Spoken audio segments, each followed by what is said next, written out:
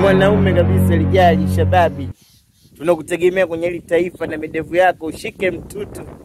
Uwe maadui hata kama vaniwe kitokea shida. Upige majambazi. Alafu unakuta mwanaume lijali na misuli yake midevu mkomaa. Alafu unamkuta na kafeni yake barabarani. Mwanaume kweli. Kikao cha mwisho kuwepo. Wewe uzulia kikao kae mbele. Wajuma, Meshak, Shadrack Abednego. Wewe hiki kifeni cha nini wewe? Mwanaume unasikia joto? Mwanaume unasikia joto? Wewe. Mwanaume sio kusikia joto, mwanaume unataka kukaa kwenye hita ndani ukaa kwa tulia. Mwanaume. Umeambiwa utakula kwa jasho. Feni ya nini?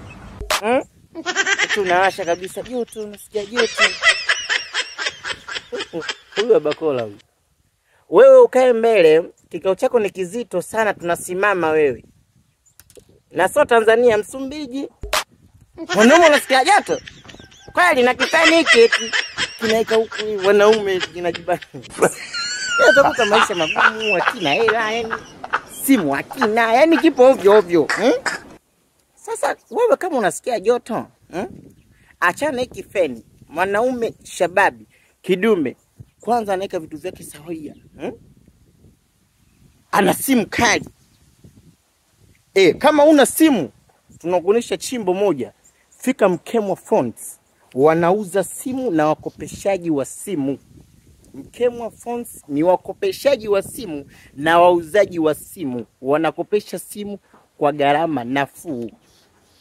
Fika Mkemwa Phones, wapo pale Tegeta, wako Bunju, wapo Kawe, wapo Mtongani, wapo Korogwe Tanga, wapo pia na Iringa.